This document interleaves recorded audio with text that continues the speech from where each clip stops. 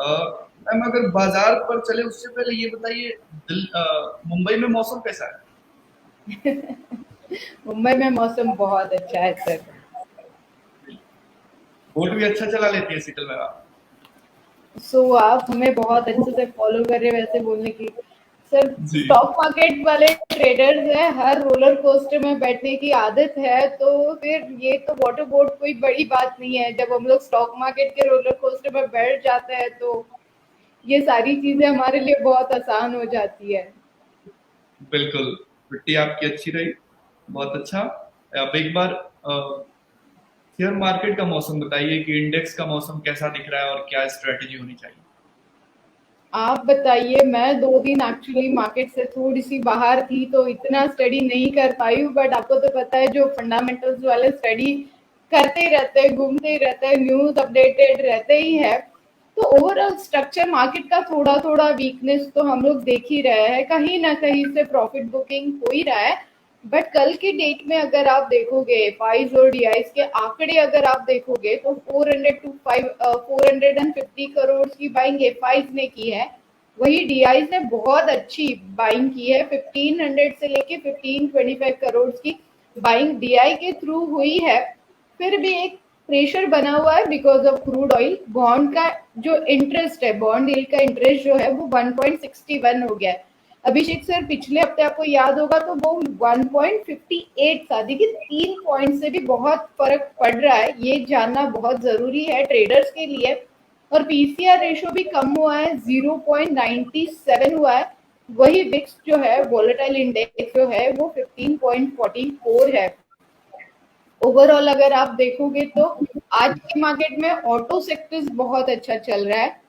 Yes, because of अगर आपने बात की होगी या फिर आपने फंडामेंटल्स देखे होंगे तो जो सेमीकंडक्टर चिप्स की जो कमी महसूस हो रही थी वो कमी अभी कम होते हुए दिख रही है और प्रोडक्शन बहुत ज्यादा होते हुए दिख रहा है। तो ऑटो सेक्टर्स की दिक्कत थोड़ी कम होते हुए दिख रही है, इसलिए आज ऑटो सेक्टर काफी अच्छा परफॉर्म करते हुए हमने देखा है। उस हिसाब से निफ्टी और बैंक निफ्टी में थोड़ी स्टेबिलिटी है, तो बहुत ज्यादा गिरावट हम लोग यहाँ पे नहीं बोलेंगे।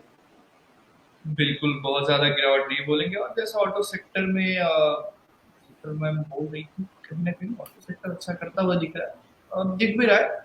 मारुति की बात कर ले या टाटा मोटर की बात करें, एमआरएफ की बात करें, टीवीएस मोटर हो, भारत फोर्ज या फिर हीरो मोटर कॉर्प, सब में ये बढ़त देखने को मिलती है। तो कहीं ना कहीं स्थिरता बाजार में। आपको और उसी याद होगा ना अभिषेक सर, हमने फ्राइडे ही बात की थी अबाउट टाटा मोटर्स और हमने खरीदारी की राय दी थी। जी, बिल्कुल मैम। और फर्स्ट बिल्कुल। टारगेट अचीव हो गया, फिर भी अभी भी आप लोग वेट कर सकते हो 550 एंड यस 570 तक। बिल्कुल, तो वेट करके चल सकते हैं 550 570 तक के। मतलब मैम ये बैंकिंग सेक्टर में गिरावट, अच्छा खासा एक गिरावट देखने को बैंकिंग सेक्टर में मिल रहा है। नतीजों का सेक्टर खत्म हो चुका है अभिषेक सर। और अगर आप देखोगे तो छोटी मोटी भी बैड न्यूज है, जैसे कि यूरोप और एशिया में अगर आप देखोगे तो बर्ड फ्लू नए तरीके से मतलब लाइक स्प्रेड होने की कोशिश कर रहा है। तो उस वजह से भी काफी सारी जब मतलब हम लोग बोलते हैं ना, जब आपने काफी बार देखा होगा, मैं एफआईस के मार्केट को बहुत ज्यादा फॉलो करती हूँ। हम लोग डोजन्स के बारे में बात करते हैं, हम लोग डॉलर क्रूड ऑयल, हम लोग उसके बाद में हम लोग बात कर लेते हैं बॉन्ड यील्ड। तो ये सारी जब यहाँ पे अगर ठीक आ जाए उनके यहाँ पे, तो हमारे यहाँ डेफिनेटली कोरोना का छोटा मोटा वायरस स्प्रेड होते हुए हम लोग देख ही लेते हैं। वही हालत है आज बैंक निफ्टी में भी कि हो सकता है कि यहाँ पे अगर ये वायरस ज्यादा फैल गया जो बर्ड फ्लू, तो उसके लिए डेफिनेटली हास्टल जो कंपनी है वो वैक्सीन बना रही है, बट उसके लिए कितना टाइम लगेगा। और कोई भी छोटी सी भी बैड न्यूज कितनी बुरी तरीके से स्प्रेड हो जाती है हमें तो पता है, इवन स्टॉक मार्केट में भी। तो उसका इफेक्ट कहीं ना कहीं बैंक निफ्टी में आज मैं देख रही हूँ।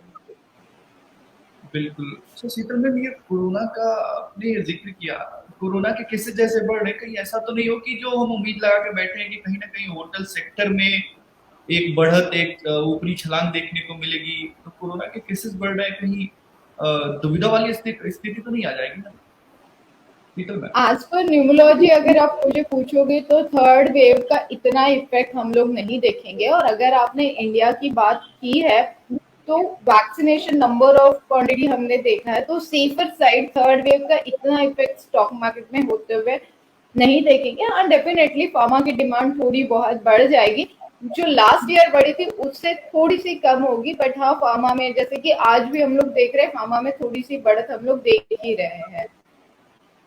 जी बिल्कुल, तो फार्मा में थोड़ी बहुत बढ़त जो है हम देख रहे हैं। शीतल मैम, फार्मा सेक्टर में कोई आपका पसंदीदा स्टॉक हो तो उस पर चर्चा हो जाए, फिर आज आप दर्शकों के लिए कोई स्टॉक लाइन है तो उस पर भी हम बात करेंगे। एक बार फार्मा फार्मा सेक्टर में कोई ऐसा स्टॉक जिसे आप ट्रैक कर रही हो, अच्छा लग रहा हो, तो वो प्लीज बताएं। डॉक्टर लाल पैथ मुझे थोड़ा सा अच्छा लग रहा है, जो जी अभी के लिए अगर हम लोग रडार पे ले सकते हैं और उसमें शॉर्ट टर्म के लिए ट्रेड कर सकते हैं। अगर शॉर्ट टर्म के लिए आप ट्रेड करोगे तो यस, उसका थोड़ा सा मैंने स्टडी अभी करके लिया है, आपको अपडेट कर देती हूँ कि जी एग्जैक्टली उसमें क्या हो सकता है। थोड़ा सा रिस्क रहेगा, बट 3670 के आसपास इसके लिए बहुत अच्छा सपोर्ट है। 3670 जैसे कि आज हम लोग देख रहे हैं 55 पॉइंट का अब अभी तक हमने देखा है। अगर 3670 के आसपास ये चलता है और 3600 के आसपास अगर आप इसे स्टॉप लॉस लगा लेते हो तो डेफिनेटली 3800 का टारगेट मैं यहाँ पे देख रही हूँ। बिल्कुल, तो 3800 का टारगेट देखने आपको बस 3600 का एक स्टॉप लॉस लगा कर रहना है। और ये फार्मा सेक्टर में एक अच्छा बढ़त वाला शेयर दिख सकता है, लाल पैथ लैंड। ठीक है शीतल मैम, अब एक बार अपनी आज की पिक्स बताइए, कौन सा ट्रेड है जिसे आप ट्रैक कर। एशियन टायर पे आप लोग ध्यान दे सकते हो, एशियन पेंट पे आप ध्यान दे सकते हो, एस्कॉर्ट्स पे आप ध्यान दे सकते हो, क्योंकि एस्कॉर्ट जो है वो आने वाले 21 नवंबर से अपनी सारे ट्रैक्टर्स की प्राइस हाइक करने वाले हैं। वही एशियन पेंट का अगर आप देखोगे तो ऑलरेडी इन्होंने 12 नवंबर को 8 to 10% अपनी प्राइस हाइक की थी, और अभी वापस 5 दिसंबर से 4 to 6% हाइक करेंगे। मतलब ओवरऑल हम लोग अगर देखेंगे तो 12 to 15% की हाइक हो गई है, बिकॉज ऑफ यहाँ पे अगर आप देखोगे क्रूड ऑयल का। तो यस, डेफिनेटली प्रोडक्शन कॉस्ट में जो बढ़त हुई है उसका सारा इफेक्ट ये लोग हमारे से ही लेने वाले हैं, बट हाँ उसके लिए थोड़ा टाइम टू टाइम वो अपडेट करते रहते हैं। तो उस हिसाब से एशियन पेंट के लिए अगर रेट बढ़ जाता है, परमिशन मिल गई है रेट बढ़ने की, तो डेफिनेटली स्टॉक के लिए ये बेनिफिशियल है। स्टॉक के लिए बेनिफिशियल है तो स्टॉक ट्रेडर्स और स्टॉक होल्डर्स के लिए भी बेनिफिट रहेगा। आने वाले कुछ दिनों में हम लोग इसे 3300 से लेके 3400 के बीच में देख सकते हैं। ठीक है, तो आने वाले दिनों में 3500 से 3400 के बीच में इसे पेंट को देख सकते हैं। हालांकि जो प्रोडक्ट की प्राइसेस हैं वो पर 10 से 15% तक बढ़ सकते हैं। और ये स्टॉक के लिए एक अच्छी खबर है। इसे पेंट के स्टॉक के लिए फिलहाल 32 से 31 करंट मार्केट प्राइस। इंट्राडे में भी एक बढ़त जो है तकरीबन 80 अंकों की देखने को मिल रही है। ठीक है, मैं वो जो ट्रैक्टर कंपनी की बात बोल रही थी स्कॉट, उसमें भी कुछ प्राइसेस बढ़ने की चांसेस है क्या? एस्कॉर्ट जो है ना वो अपने सारे जो ट्रैक्टर्स के मॉडल्स है ना उसमें जी 21 नवंबर से मतलब काफी सारी कीमतें बढ़ाने के लिए ये लोग सोच रहे हैं। तो डेफिनेटली कीमतें बढ़ाने के लिए सोचेंगे तो जिनको भी इन फ्यूचर मतलब आफ्टर 21 नवंबर जिन लोगों को लेना है ट्रैक्टर, तो उनको थोड़ा महंगा खरीदना पड़ेगा। तो डेफिनेटली अगर महंगा खरीदना पड़ेगा तो प्रोडक्शन कॉस्ट तो मिल जाएगी, कंपनी का प्रॉफिट रेशियो भी बढ़ जाएगा, बट जी उसके बावजूद कितना बढ़ा रही है ये इन्होंने दिया नहीं है। जैसे कि एशियन पेंट ने दिया है कि हम लोग 4 to 6% बढ़ाएंगे, अभी तक एस्कॉर्ट ने ये डिक्लेयर कर दिया है कि 21 से हम लोग प्राइस हाइक करेंगे, बट कितना करेंगे ये नहीं बताया है। एक बार ये पिक्चर क्लियर हो जाती है तो एस्कॉर्ट में भी कहीं ना कहीं हम लोग तेजी का माहौल देख पाएंगे। बिल्कुल, तो सबकी पिक्चर क्लियर हो जाएगी कितना परसेंट की का इजाफा जो है स्कॉट में देखने को मिल रहा है। फिर एक मोमेंट जो है अपवर्ड मोमेंट स्कॉट में भी देखने को मिलेगा। फिलहाल 1627 करंट मार्केट प्राइस। आंकड़ों में बात करें तो एक तकरीबन 1 और 1.5 रुपए के बीच में जो है एक गिरावट देखने को मिल रही है। पर न्यूज़ का जो वो एक जो आंकड़ा है कि कितने प्रतिशत कितने परसेंट जो है प्राइसेस बढ़ सकते हैं, वो आना जरूरी है। ठीक है शीतल मैम, और कोई फिक्स है या दर्शकों के सवाल की ओर मूव करते हैं? अगर आप देखोगे ट्रैवल सेक्टर्स के लिए भी काफी फंडामेंटल है, तभी तो मैं इतना ट्रैवल करना वापस से शुरू कर चुकी हूँ, क्योंकि जी आउट ऑफ कंट्री में जो क्वारंटाइन स्टेशन चल रहा था वो भी निकल गया है। एंड जी यस, वैक्सीनेशन और उसके बाद में काफी सारे वीजा के जो रूल है वो सॉफ्ट हो चुके हैं। तो अब पहले था कि 7 डेज 14 डेज क्वारंटाइन रहना पड़ेगा जब आप बाहर के कंट्री में जाते हो। वीजा के लिए भी काफी सारी प्रोसेस और बढ़ चुकी थी, वो काफी सारी जो अननेसेसरी जो प्रोसेस थी वो कम हो गई है, और क्वारंटाइन का जो रूल था वो निकल गया है। इस वजह से फ्लाइट के सेक्टर्स, होटल सेक्टर्स बहुत अच्छे से आने वाले दिनों में हमें दिखेंगे।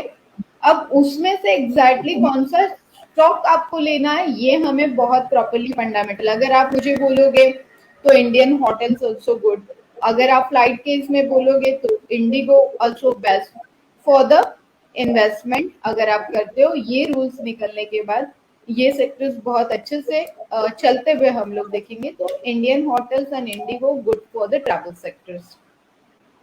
ठीक है, ट्रेवल सेक्टर के लिए इंडियन होटल्स और एविएशन सेक्टर में भी अच्छा बढ़त की एक संभावना दिख रही है। मैं मगर होटल सेक्टर में एक बार लेमन ट्री होटल को भी देखिए और बताइए इस पर यस क्या सर, आपको। Yes sir, definitely lemon tree की वजह से वजह मैं आपको दो अच्छे स्टॉक दे चुकी हूँ। फिर भी जी लेमन ट्री पे हम लोग एक बार देखते हैं कि अभी के लिए फिलहाल लेमन ट्री बहुत, मतलब मैं इसे अभी के लिए रेकमेंड नहीं करूंगी, क्योंकि नॉट जी बहुत ज्यादा मूवमेंट हम लोग इसमें नहीं देखते हैं। एक तो क्वालिटी स्टॉक हम लोग ऑलवेज प्रेफर करते हैं, क्वांटिटी स्टॉक हम लोग नहीं प्रेफर करते हैं। सो जी डेफिनेटली एज पर ये क्वांटिटी स्टॉक है मेरे हिसाब से, तो मैं इसे रेफर नहीं करूंगी। फिर भी अगर आप लोगों को खरीदारी इसमें करनी है तो यस डेफिनेटली मैं 42-43 के आसपास एक बार यहाँ पे सलाह दूंगी। आई एग्री, बहुत नीचे की सलाह मैं दे रही हूँ, बट हाँ वहीं पे खरीदना इसके लिए बेस्ट रहेगा। बिल्कुल, तो एक डिप में खरीदना ही बेस्ट रहेगा। और वो प्राइस जो है जहाँ पे खरीदने की बात चल रही है 43-43 है, वहाँ पे मिले खरीद लें। फिलहाल यहाँ पे खरीदने की चेष्टा ना करें, और चाहे तो इससे अच्छा आपको कहीं ना कहीं इंडियन होटल में निवेश की स्ट्रैटेजी जो है बना सकते हैं।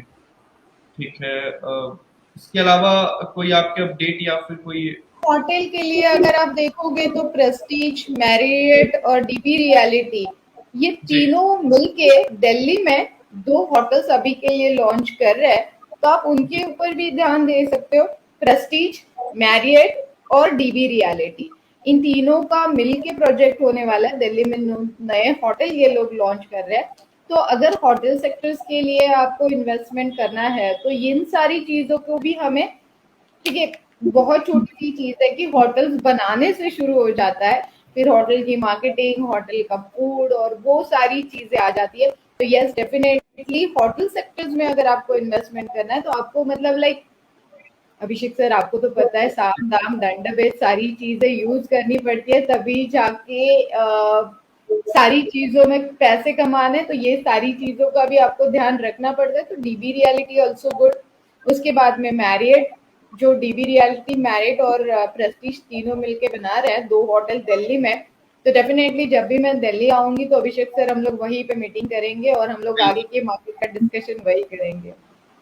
बिल्कुल शीतल मैम, हम वही मीटिंग करेंगे, और अब हमें उम्मीद है कि आप दिल्ली बहुत जल्दी आएंगे। शीतल मैम, जैसे हमने इंडियन होटल पे बात की, हमारे एक दर्शक हैं वो पूछ रहे हैं कि कोई बेस्ट लेवल बताइए जहाँ पे ये इंटर करें इंडियन होटल।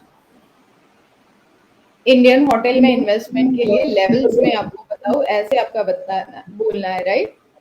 जी यस, आपकी अभिषेक सर आवाज बहुत कम आ रही है आज।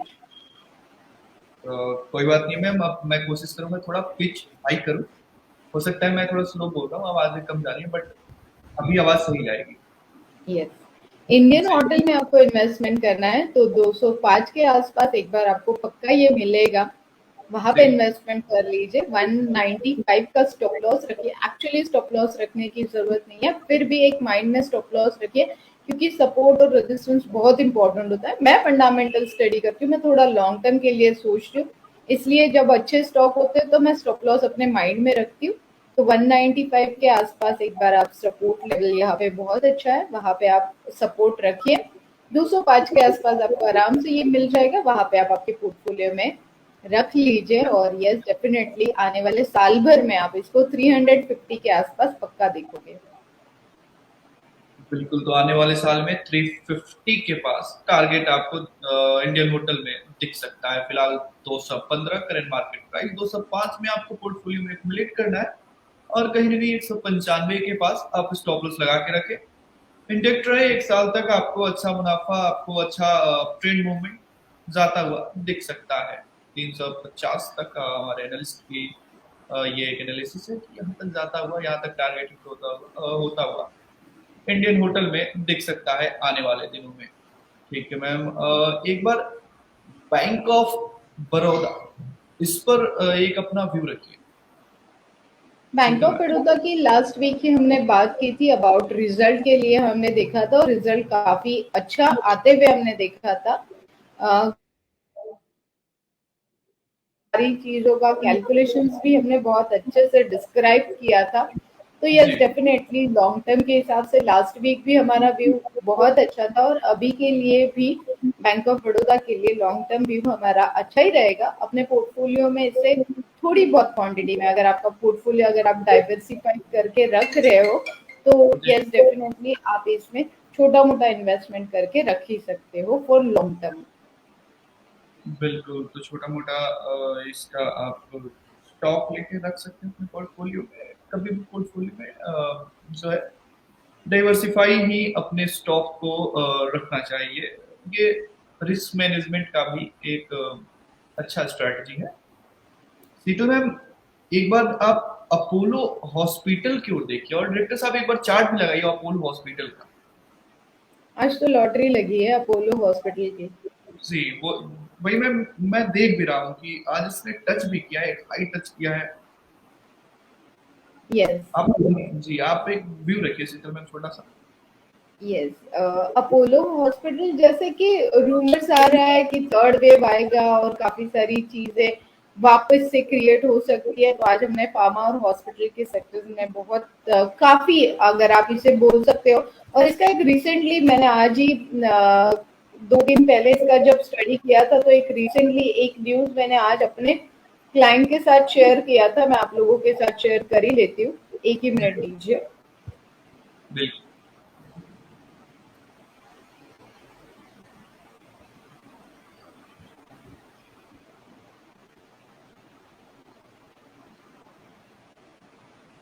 यहाँ पे एफआई की तरफ से कल के दिन में काफी अच्छी बाइंग होते हुए हमने देखी थी, और जी इसीलिए ये सबसे मेन रीजन था जो हमने एफआई और डीआई के आंकड़े देखे, और म्यूचुअल फंड के तरफ से इसमें बहुत अच्छा बाइंग होते हुए कल के डेट में हमने देखा था। और उसी बेसिस पे आज ये बहुत अच्छा मूव होते हुए हमने देखा है। 4700 का बाइंग मेरा था, और आज अमेजिंग मूव हमने यहाँ पे देखा है। बिल्कुल, अमेजिंग मूव देखा है आज इसने। 52 वीक आज का हाई मेरी भी लिया है। अपॉर्चुनिटी है, ऐसे बोल सकते हो आप अभिषेक सर। बिल्कुल बिल्कुल। बिल्कुल मैम। आगे कुछ ऐसे स्टॉक भी है मैम जहां हमने 52 वीक्स के हाई देखे हैं। हालांकि जब मैं मॉर्निंग एडिशन 12 बजे कंप्लीट किया, फिर एक बार सोचा मार्केट को एनालाइज करूं, तो मैंने बहुत सारे ऐसे स्टॉक देखे जो आज हाई लगाए हैं। एक बार टाटा मोटर्स जो हमने चर्चा की, वो भी हाई लगाया था मैम। महिंद्रा एंड महिंद्रा को आप देखिए, डायरेक्टर साहब आप चार्ट भी स्क्रीन पर लगाइए। महिंद्रा एंड महिंद्रा ये भी 52 वीक्स का हाई लगाया है। यस, जैसे मैंने बोला ना अभिषेक सर आपको कि सेमीकंडक्टर प्रोडक्शन जो है वो इजीली अवेलेबल होने के चांसेस बढ़ चुके हैं। अभी तक कैसे था, हर कार के प्रोडक्शन में सेमीकंडक्टर चिप की बहुत ज्यादा जरूरत पड़ती थी, और वही चीज अगर अवेलेबल नहीं है तो कार का प्रोडक्शन रुक जाना पड़ रहा था काफी सारी कंपनीज में। जैसे मारुति ने गुड़गांव का प्रोडक्शन रोक दिया था, हिमाचल प्रदेश का प्रोडक्शन रोक दिया था। अब कहीं ना कहीं से ये सारा प्रोडक्शन वापस से शुरू होते हुए दिख रहा है, इसीलिए सारे ऑटो सेक्टर्स में हमने काफी अच्छी तेजी देखी है। वही आज M&M का सेम इफेक्ट हमने देखा है, और M&M और टाटा मोटर्स दोनों इलेक्ट्रिक व्हीकल्स में बहुत अच्छा अपना कमांड रखने वाले हैं। और यस, अभी फिलहाल M&M के लिए अगर आप देखोगे तो ट्रैक्टर्स की बिक्री बहुत अच्छे से होने की ब्राइट चांसेस यहाँ पे दिख रहे हैं, क्योंकि फार्मर्स यहाँ पे अभी शुरू हो जाएंगे इन्वेस्टमेंट करना, तो उसका भी बेनिफिट कहीं ना कहीं हम लोग M&M में देख रहे हैं। बिल्कुल, तो कहीं न कहीं हम एमएनएम में देख रहे हैं अभी करंट मार्केट प्राइस इंट्राडे में भी बात करें 954 का चल रहा है करंट मार्केट प्राइस। हालाँकि इसने आज जो डे हाई बनाया था 979, ये 52 वीक्स हाई भी था। इसके अलावा टाटा मोटर्स की बात करें, आज इसने भी 52 वीक्स हाई बनाया। मैम एक बार टाटा पावर, एक मेरे दर्शक है वो पूछ रहे हैं टाटा पावर का प्रेस एंट्री का ये मतलब सही समय है अभी जो करंट मार्केट प्राइस चल रहा है टाटा पावर का? यस, पावर तो सेक्टर्स के लिए भी आने वाले कुछ दिन बहुत अच्छे ही होने वाले हैं, मतलब लॉन्ग टर्म के हिसाब से पावर सेक्टर बहुत अच्छा ही है। बट अभी के लिए अगर आप इन्वेस्टमेंट करना चाहते हो तो अभी के लिए मैं आपको थोड़ा सा पॉज लेने की सलाह दूंगी। 225 टू 230 के बीच में आप लोग इसे वापस एक बार एंटर कर सकते हो। यस, अभी अगर खरीदना चाहते हो तो यहाँ पे भी खरीदना बुरा नहीं है। 220 का स्टॉप लॉस माइंड में रखे आप लोग इसको वेट कर सकते हो 264 के लिए, अगर अभी की बात करूं।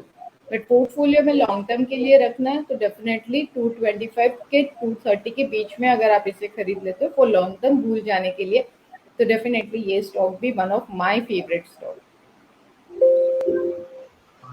मैम सबसे बड़ी बात कि आपका फेवरेट स्टॉक में से एक है टाटा पावर, तो कहीं ना कहीं आने वाले दिनों में चलेगा ही। मैम अगर वॉल्यूम के प्रोस्पेक्टिव से बात करें तो वेल्सपन पर एक बार आप नजर डालिए, क्योंकि इस पे अच्छी वॉल्यूम देखी गई यस, इसमें है। अच्छी खासी बढ़त हम लोग देख रहे हैं। सारे स्टॉक जब बढ़ रहा है अभिषेक सर, तो मार्केट नीचे क्यों आ रहा है, इसका रीजन आप मुझे दीजिए। अब अब तो मुझसे अच्छा आप ही दे सकती हैं मैम, क्योंकि कहीं ना अरे आप, कहीं जी, हाँ, कहीं ना कहीं मैम अगर बात करें डॉलर की और रुपीस के कंपेयर करें, ऑयल सेक्टर की अगर बात करें, ये कहीं ना कहीं हमारे मार्केट को तोड़ रहा है। इसके अलावा बैंकिंग सेक्टर में भी कुछ ऐसे स्टॉक हैं जो डाउन ट्रेंड मूवमेंट दिखा रहे हैं। बट एक दो ऐसे ये कारण है जो मार्केट जो है नीचे लुढ़कता हुआ दिख रहा है। मुझे जहां तक मुझे लगता है, अभिषेक श्रीवास्तव को जहां तक लगता है। हालांकि शीतल मैम का क्या इस पर व्यू रहेगा, ये आगे जानेंगे। Yes, Welspun Gujarat okay okay stock हम लोग बोल सकते हैं। इसमें जी फिलहाल मैं आपको मतलब काफी सारे अच्छे स्टॉक होने के बाद इस वाले स्टॉक में एंटर करने की मैं स्पेशली सलाह नहीं दूंगी, तो जी थोड़ा सा वेट कर लेते हैं। अभी के लिए काफी अच्छे स्टॉक है तो मैं इसमें थोड़ी सी सलाह अवॉइड करूंगी कि देने के लिए। फिर भी अगर खरीदना है तो मेरे हिसाब से 120 के आसपास इसे खरीदना अच्छा रहेगा। सॉरी टू से अभिषेक सर, बट हाँ, जो अच्छे स्टॉक है उसमें इन्वेस्टमेंट करने की सलाह देना ज्यादा बेटर रहेगा। बिल्कुल बिल्कुल, अच्छे स्टॉक में ही इन्वेस्टमेंट की सलाह बहुत अच्छी पीवीआर आप देख सकते हो, क्योंकि काफी सारे स्टेट में अनलॉक हो चुका है। और जैसे हमने ट्रैवल सेक्टर्स के लिए बात की, जैसे हमने होटल सेक्टर्स के लिए बात की, तो डेफिनेटली एंटरटेनमेंट सेक्टर्स के लिए भी बहुत अच्छा शुरुआत हो चुकी है ऐसे अगर आप बोलोगे। तो यस, डेफिनेटली पीवीआर पे भी आप लोग ध्यान दे सकते हो। बिल्कुल ऑलमोस्ट अगर आप देखोगे तो 50% और 100% ओपन हो चुके हैं, मतलब किन किन स्टेट्स में 50% ही ओपन हुआ है, और काफी सारे राज्यों में, काफी सारे स्टेट में 100% का परमिशन मिल चुका है। तो डेफिनेटली ये बहुत अच्छी बात है पीवीआर के लिए। और पीवीआर के लिए अभी फिलहाल काफी सारी क्रिकेटर्स, मतलब लाइक स्टेडियम के लिए भी स्क्रीन लगाने की परमिशन मिल चुकी है। तो ये पीवीआर सेक्टर्स भी, पीवीआर का स्टॉक भी मुझे काफी अच्छा लग रहा है, अट्रैक्टिव प्राइस पे हमें मिल रहा है, तो इसे खरीदने में हर्ज नहीं है। बिल्कुल, तो पीपीआर को खरीदने में हर्ज नहीं है। अच्छा, कोविड के बाद शीतल मैम पीवीआर का कभी भ्रमण हुआ? पीवीआर हमने आपके ही चैनल पे सजेस्ट किया था, ऑलमोस्ट मेरे हिसाब से हमने 1400 के आसपास इसको खरीदने की सलाह दी थी, तब भी उसमें आईपीएल का न्यूज था। देखिए, फंडामेंटल बहुत मैटर करते हैं। जबकि उसमें इमीडिएटली रिएक्शंस नहीं मिलेगा, बट थोड़े दिनों में आपको उसका रिएक्शंस देखने के लिए मिलेगा, और वो हम लोग देख ही रहे हैं। काफी ऊपर जाके वापस इसमें प्रॉफिट बुकिंग तो आया ही है, बट हाँ अभी 100% काफी स्टेट में ओपन हो गया, तो ये इसके लिए आने वाले कुछ दिनों के लिए अगेन ब्राइट फ्यूचर दिख रहा है। बिल्कुल ब्राइट फ्यूचर दिख रहा है। वैसे आखिरी अभिषेक सर, आपकी फेवरेट हीरोइन कौन है? दीपिका पादुकोण। क्यों, मुझे लगा था कि आप दीपिका बोलोगे, और यस आपने वही बोला है। तो ग्रेट, जल्दी हम लोग पीवीआर में दीपिका की मूवी देखने के लिए जा सकते हैं। जरूर। अच्छा, आखिरी के 1 मिनट बचे हैं। शीतल मैम, एक बार गिरावट का कारण शीतल मैम क्या देखती हैं, हमारे दर्शकों को बताएं। डॉलर एंड क्रूड ऑयल सबसे मेन रीजन है। बॉन्ड यील्ड का जो इंटरेस्ट रेट बढ़ा है वो है, बैंकिंग सेक्टर्स खास तौर पे, और जी। यस बर्ड फ्लू जो यूरोप और एशिया में स्प्रेड हो रहा है, उसके ऊपर भी ध्यान देना बहुत जरूरी रहेगा। काफी सारी फंडामेंटल न्यूज है, कल हम लोग वापस बात करेंगे। और आज को बर्थ डेट और आज का नक्षत्र, और सबसे मेन थिंग मैं आज आपको बता दूं, आज 70 जिसका टोटल आता है 8, और हम लोग अवॉइड करते हैं 4 और 8 का जो भी टोटल आता है, तो एज अ न्यूमरोलॉजिस्ट मैं अवॉइड करती हूँ ट्रेड करना, क्योंकि उस दिन अगर आप सारी हिस्ट्री देखोगे, जो भी स्टॉक मार्केट की बड़ी गिरावटें हुई है वो 26 को हुई है। तो बिल्कुल। एक बार आप जब हिस्ट्री देखोगे, तो इसीलिए 17 एक सबसे मेन रीजन है आज की गिरावट का, एज अ न्यूमरोलॉजिस्ट। जी, बिल्कुल। ऐसे 17 जो है एक मुख गिरावट। शीतल मैम राइट एनालिसिस। शीतल मैम, शो में जुड़ने के लिए, क्लोजिंग सेशन में आधे घंटे मार्केट का अपडेट देने के लिए, एक स्ट्रैटेजी बताने के लिए बहुत बहुत शुक्रिया। Thank you. Thank you ma'am. तो अभी हमारे साथ शीतल मैम जुड़ी हुई थी, जहां हमने बाजार पर एक रणनीति जानी कि आखिरी के 1 घंटे, माफ कीजिएगा, आधे घंटे में बाजार कैसा दिख रहा है। हालांकि ओवरऑल बात करें तो बाजार लाइक इस क्लोजिंग सेशन में हमने बाजार का आखिरी का 1 घंटा और आने वाले